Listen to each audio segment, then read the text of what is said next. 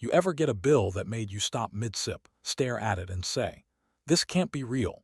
Because that's exactly what happened to me on a Tuesday morning with black coffee in one hand and a utility statement in the other. They didn't just raise my dues. They tried to charge me 5 times more than my neighbors on the exact same power grid. Why? Because I installed solar panels. And in the HOA's words, alternative energy sources impose strain on communal systems and require proportional contribution. That's when I knew something was off. Because I wasn't pulling more power, I was generating it, feeding it back into the grid. But these weren't normal people. These were HOA tyrants in button-ups, addicted to control and allergic to logic. And the moment I called them out, they escalated. Before we go any further, drop your city in the comments if you've ever dealt with an HOA that tried to pull something shady like this. We're getting reports from Texas, Arizona, even Oregon. Your neighborhood might be next. And for context, this happened in a small gated community just north of Sacramento, California, a place called Windmere Glen. Quiet streets, big trees, retired couples who bake too much banana bread, and one HOA board that thought they ran the whole damn grid. Let me back up. I'm a systems engineer. Worked 20 years in Bay Area tech before cashing out, downsizing, and moving into a peaceful little 2-bedroom home with my wife, Teresa. We weren't flashy, didn't throw parties, didn't host wild BBQs or paint our house purple or anything that would make neighbors twitch. But we did one thing. We went solar, had a Tesla Powerwall installed, clean panels, professional wiring, fully inspected, city-approved, didn't even need HOA permission, by the way. California state law protects the right to solar installation, but somehow that didn't stop them. At first it was small stuff. A letter slid under our door. Reminder: all visible panels must meet neighborhood aesthetic standards. We ignored it. The panels weren't visible from the street. Then another: due to unique energy setup, please expect reassessment of HOA dues to reflect infrastructure burden. That one felt shady. Still, I figured it was empty talk, until the next month. That's when the power maintenance adjustment hit our statement, line item. All caps, $642.19.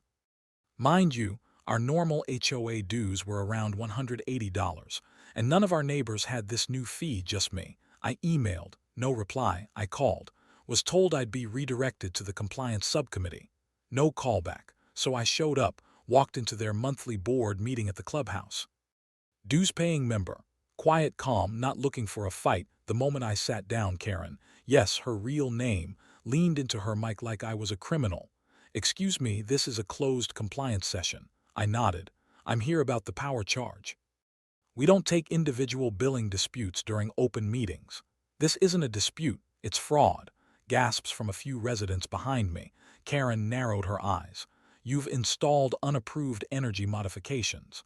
The board has elected to reclassify your usage under alternative tiering." "Which isn't a real thing," I said. "There's no clause for alternative tiering in the HOA charter." That's when Greg, Vice President Glasses, smug, cleared his throat and said, "It is now. We voted on it last week." You know that moment where your stomach drops, not because you're scared, but because you realize they're making it up as they go. I pulled out a printout of the current charter. No vote was announced. No resident ballot was issued. "You're not allowed to alter dues structure without 30-day notice and majority approval." Karen smirked. "The board has discretion in matters of neighborhood integrity and shared utility burden." That's when I knew they were trying to bait me, push just enough to make me snap, so they could label me aggressive or uncooperative. I didn't take it. I stood up, smiled, and said one sentence: "Thanks, that's all I needed." Then I walked out, because I had everything I needed now on video: the illegal charge, the made-up vote, the admission that they were targeting me based on an energy source protected under state law. It was time to go tactical. By the time I got back home from that HOA meeting, I had one goal: build a case so airtight, even their lawyer wouldn't want to touch it. And step 1, documentation. I opened a folder on my desktop titled HOA Fraud Windmere Glen. Inside, I dropped a video recording of the board admitting to creating an unannounced power tier, my utility statement showing the fake $642 charge, screenshots of every relevant section of the HOA charter, and a copy of California Civil Code Section 714, which literally prohibits HOAs from interfering with solar installations. Now I've written software to track workflow timelines for billion-dollar systems, tracking a neighborhood board's illegal vote child's play. But before I pulled the trigger legally, I wanted to check something. I walked down the street, house by house, just casual conversation. Hey, have you ever gotten a power maintenance adjustment on your HOA bill? Every single person said the same thing. Nope. Until I got to Sheila. She's 74, widowed, lives 3 doors down. She said, actually, I think I did. I asked to take a look. Her bill had a similar charge, not as high but worded the same. She hadn't noticed. I asked if she had solar panels. She laughed. No, dear. I just keep my lights off most of the day. Try to save where I can. That's when it clicked. They weren't punishing high energy usage. They were targeting anyone who didn't fit their financial model. If you used less power, they weren't collecting enough from the utility pool. So instead of adjusting the budget, they started padding the charges, randomly, quietly, and no one noticed, because most folks don't question line items under $100. But I wasn't most folks. That night I printed 15 flyers, one for each house on the street, black and white, plain font. Has your HOA bill suddenly increased new line items like power maintenance adjustment, alternative tier usage, or grid burden fee? These charges are illegal under California law unless voted on by the majority of residents and properly noticed in accordance with HOA bylaws. If you've received one, I'm collecting evidence for a formal complaint. Reach out. You're not alone. Asterisk asterisk, I signed it with just my name and house number. The next morning, 8 knocks on my door. One by one, neighbors came forward. Mark, the retired fire chief. Tanya, who runs the Etsy wreath business. Even quiet Miss Lee with the tiny poodle and the flower garden. They all had charges, all unannounced, all tied to the same energy maintenance clause the board invented. By noon, I had 11 testimonies, 4 full billing statements, 3 residents ready to appear in person if it came to that. And then, as if fate wanted to make the case bulletproof, I got an envelope in my mailbox, no stamp, just slid in by hand. Inside, notice of continued noncompliance. Failure to resolve your billing irregularities may result in lien procedures under Community Statute 3.4.7. They were threatening to lien my house over an illegal fee. That was the moment I stopped calling it a dispute and started calling it a war. I called the California HOA Bureau that afternoon, spoke to a man named Daniel. He asked if I had documentation. I emailed everything. Within 20 minutes he replied, "This goes well beyond a minor complaint. You've got enough here for a full regulatory inquiry." And that was just the beginning. Daniel connected me to the local Consumer Rights Division in Sacramento. They had a lawyer. She reviewed the charter and told me something that made me sit up straight. They not only violated state law, they violated their own governing rules on 2 counts. They invented a dues class without a 30-day notice or ballot. They retroactively applied that class without resident consent. What that meant, the board could be held personally liable. I drafted a formal complaint, attached all the evidence, filed it with the state. Then I did one better. I dropped a sealed copy in the HOA Dropbox labeled, in accordance with Civil Code Section 5100. This serves as notice of pending legal review and request for all board members to preserve communications and billing records. They read it, all right. I know that because Karen showed up at my front door the next day, and what she said, I never saw coming. Well, before we continue, if you're enjoying this story and love such dramas, don't forget to hit that subscribe button.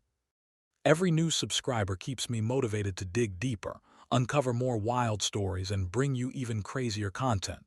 Your support means everything. It's what keeps this channel going strong. And trust me, there's plenty more chaos coming your way. Back to the story. I opened the door and there she was, Karen Whitmore, head of the HOA board, draped in a coral cardigan like she'd come to borrow sugar, holding a manila folder and flashing a rehearsed passive-aggressive smile. "Mr. Adler," she said, "may I come in?" I didn't move. "What for?"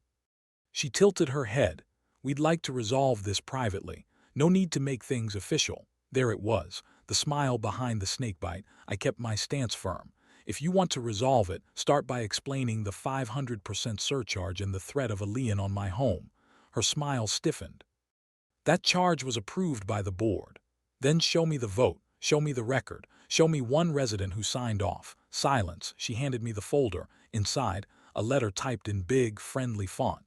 We value your participation in our energy improvement plan.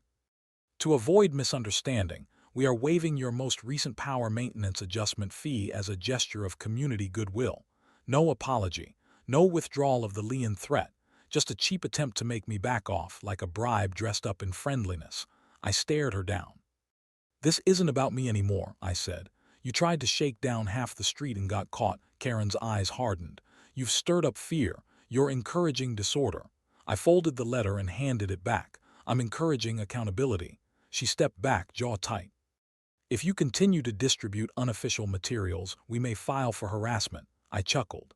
Then I suggest you file it fast, because tonight I'm hosting a meeting. That evening, 22 chairs filled my garage. Some folks brought notes. Others brought entire folders. Mark, the retired fire chief, brought his wife and their original HOA packet from 2017. Tanya brought cookies and copies of her last 4 bills. I wrote 3 words on a dry erase board, what they did, and under it. We built a list.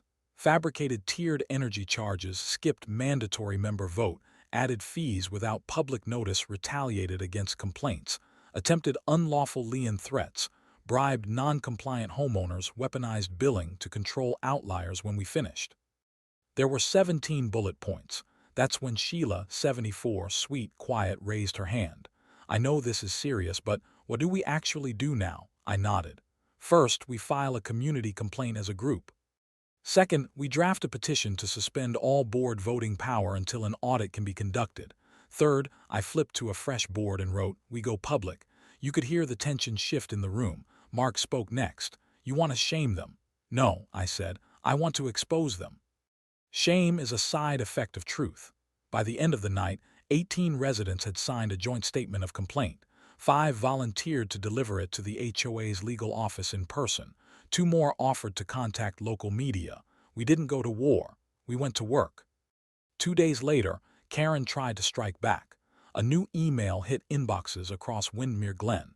It read, we've recently discovered that a few residents are spreading misinformation about HOA billing practices. Please disregard flyers or meetings that have not been sanctioned by the board. We urge residents to report any suspicious gatherings.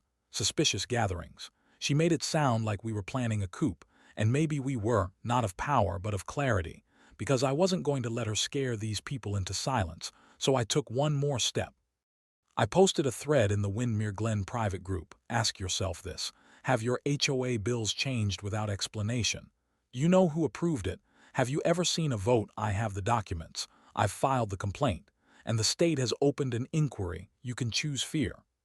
Or you can choose to see what happens when someone pushes back the right way. Windermere Glen deserves better. And that starts with exposing the power games hiding behind polite emails and fine print. It got 43 likes in 3 hours, 12 comments. Most of them said the same thing, finally. The next morning, my phone rang. It wasn't a neighbor. It wasn't a reporter. It was someone from the California Department of Housing and Community Development, a compliance officer named Delaney.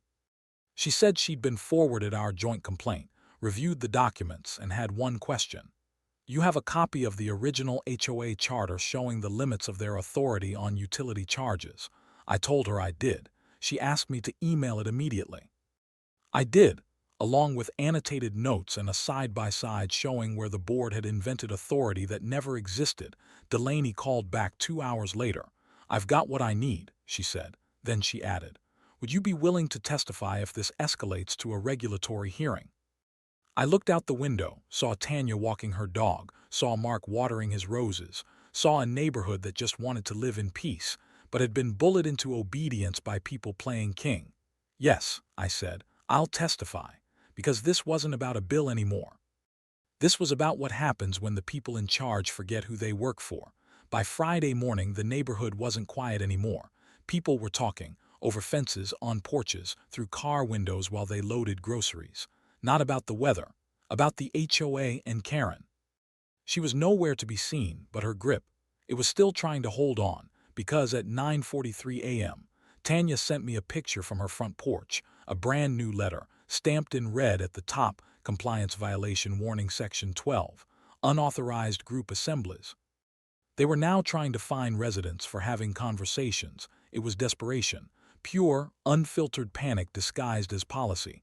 I called Deputy Ramsey at the local sheriff's department, told him what was happening. He asked one thing: have they ever cited that section before? No. Then it's not real, not without a vote, not without precedent. I asked if he'd be willing to go on record if needed. He didn't hesitate. Absolutely. These people are using made-up codes to scare folks into silence. That's not governance, it's coercion. I thanked him, then walked to my shed, pulled out a cardboard box with one label, Utility Ledger Windmere Glen. Inside were 4 years' worth of board meeting notes, archived utility invoices, and line-item power audits. I'd been saving them, not because I thought I'd need them, but because I didn't trust the people handing them out. Turns out, I was right.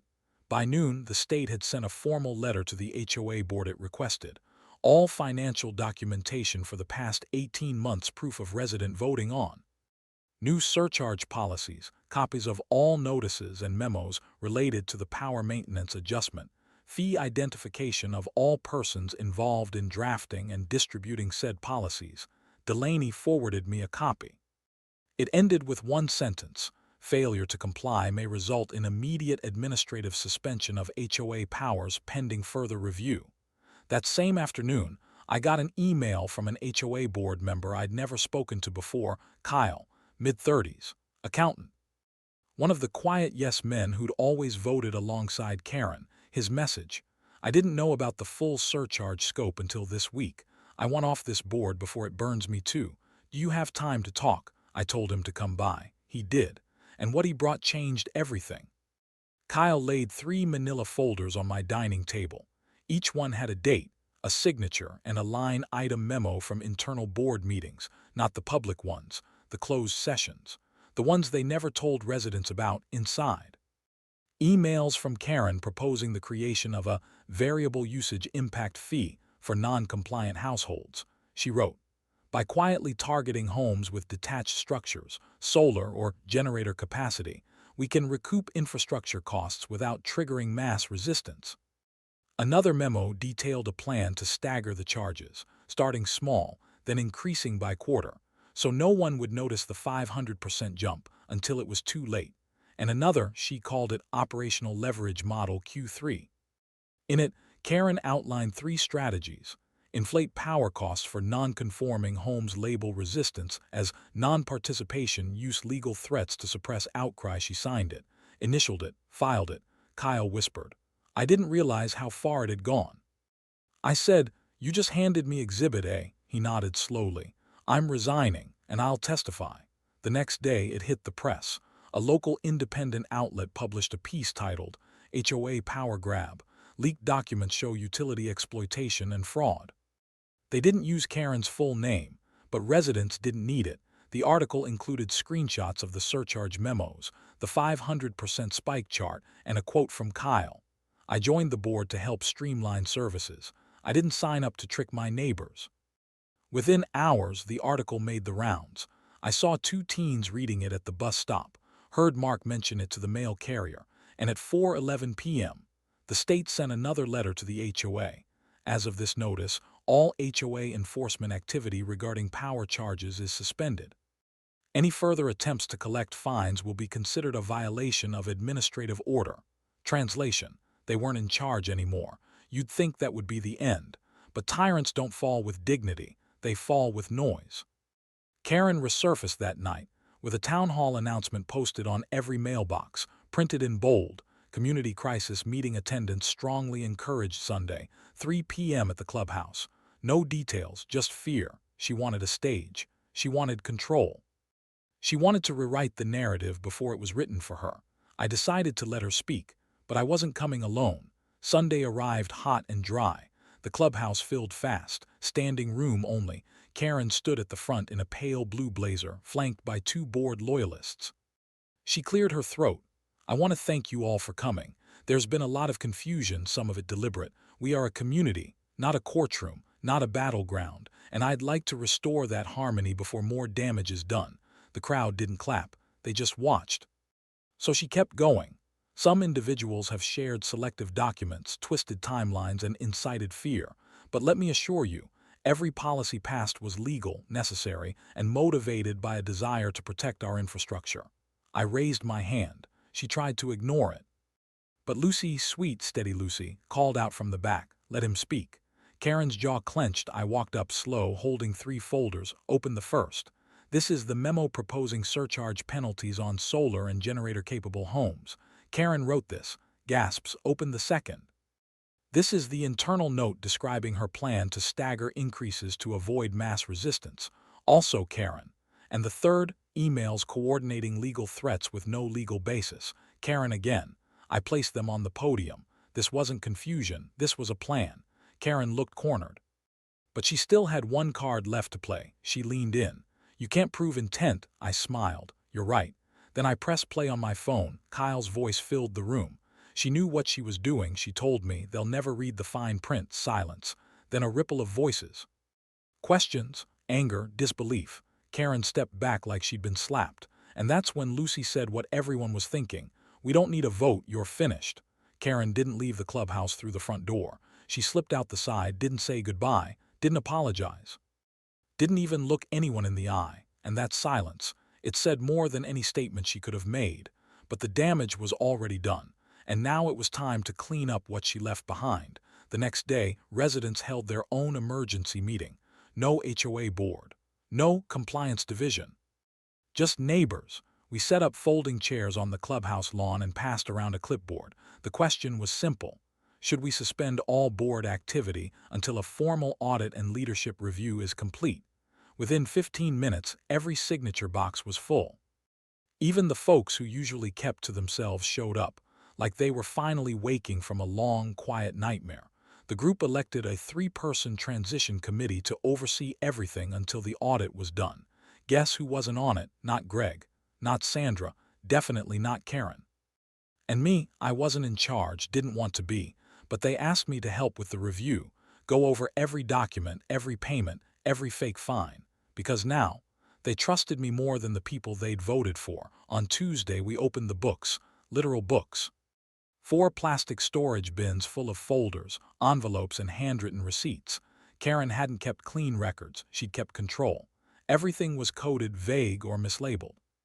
Line items like operational preservation $1,890, energy infrastructure alignment $3,700, resident behavior mitigation $950. We dug deep, and we found the pattern.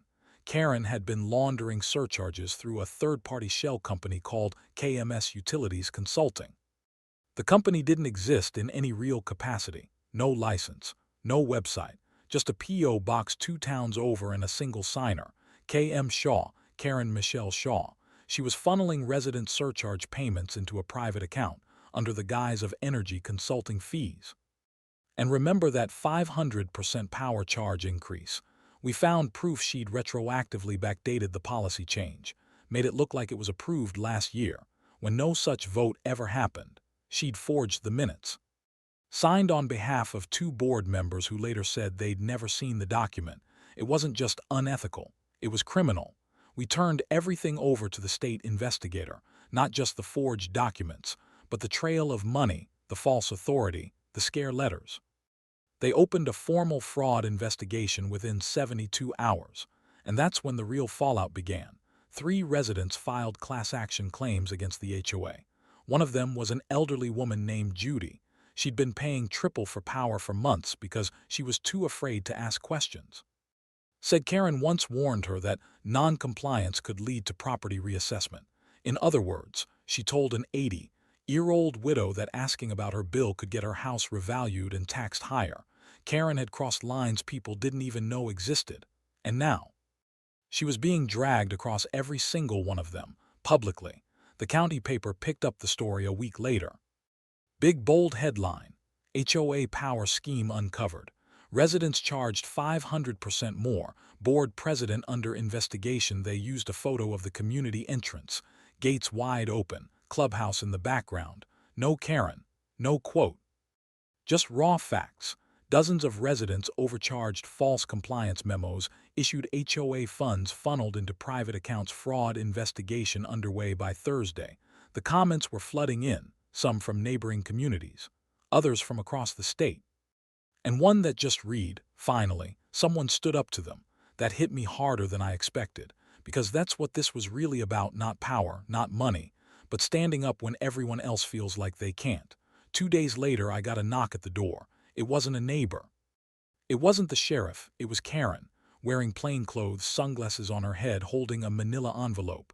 I didn't open the door all the way. She spoke first. "I'm leaving the state. Selling the house. I'm done." I waited. She held up the envelope. "It's everything I have. Documents. Notes, stuff I didn't file. I thought you should have it." I took it without a word. Then she asked, "You think they'll charge me?" I stared at her for a long second, then said, "I don't make those decisions, but you earned whatever comes." She nodded once, no tears, no excuses. Just that same cold, calculating calm she'd always worn like armor. But this time, it looked cracked. The contents of the envelope, they sealed the case. We found a handwritten checklist inside labeled pressure tools. Each item had a checkmark: violation stacking, target elderly/low voice homes, suppress community meetings, scare with citations, use power bills, no vote required. It wasn't just unethical, it was predatory. We submitted the whole packet to the state fraud unit. That week, Karen's house went dark. No lights, no visitors, just a for sale sign and a silence no one missed. The next community meeting was different: no shouting, no fear, just neighbors. We voted to dissolve the current board entirely, every chair, every title gone. And in its place, a volunteer committee with one mission: protect, not punish. Delaney helped write the new bylaws. Kyle helped build a transparent online portal. Even Mark, the quiet vet from the East Corner, offered to mow the clubhouse lawn every Saturday. And me, I sat in the back.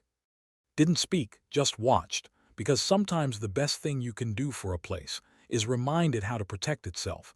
But I wasn't quite done yet, because Karen had taught us a lot about fear, about manipulation, about what happens when you give someone too much silence. So I printed something new. 1 page, big font, straight to the point.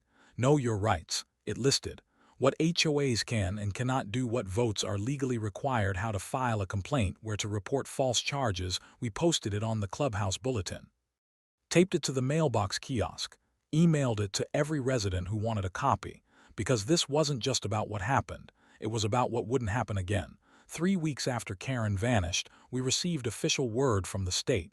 The investigation was complete, and the results: unforgiving. Karen was found liable for fraudulent misrepresentation, forgery of HOA board documents, unauthorized financial transactions, abuse of administrative authority. The fine: over $62,000. She avoided jail time by entering a plea agreement, but the penalty was clear: lifetime ban from any HOA leadership, mandatory restitution payments, and the final nail: her real estate license was permanently revoked. She couldn't just run it back somewhere else. The empire she built on silence, fear, and fake paperwork was gone, burned out at the roots. But this isn't a story about Karen, it's about what came after, and what we built from the ashes she left behind. The new community charter was 1 page, not 15. No fine print.